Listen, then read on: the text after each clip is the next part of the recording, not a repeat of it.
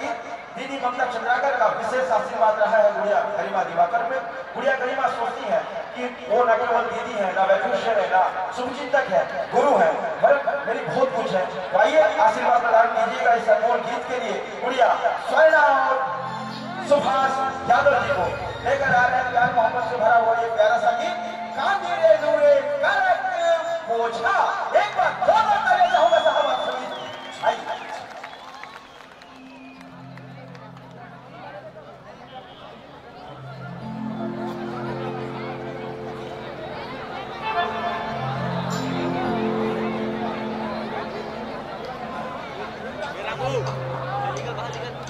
ID ID ID में